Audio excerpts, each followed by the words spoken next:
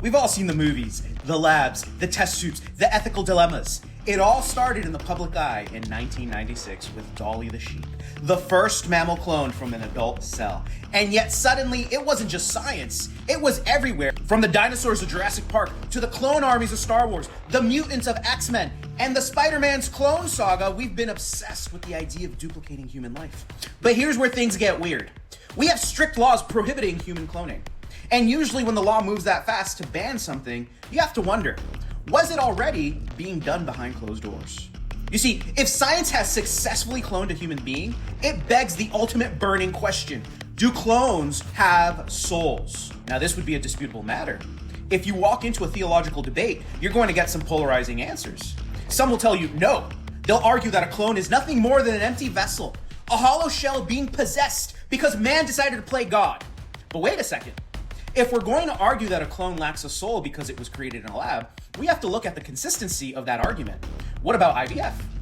What about test tube babies? If the method of conception determines the presence of a soul, are we prepared to say that the children born through medical intervention are somehow empty too? I believe clones would indeed have souls.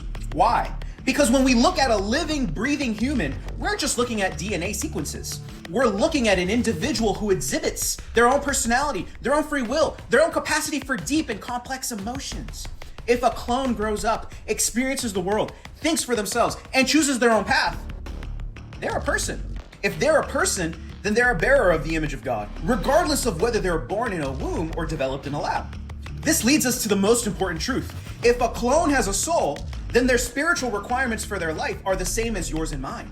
Clones would still have free will. And with that comes the reality of sin. That means clones would still need Jesus. The technology of man does not negate the sovereignty of God. Whether created by nature or manipulated by science, a person is a person, and every soul is precious in his sight.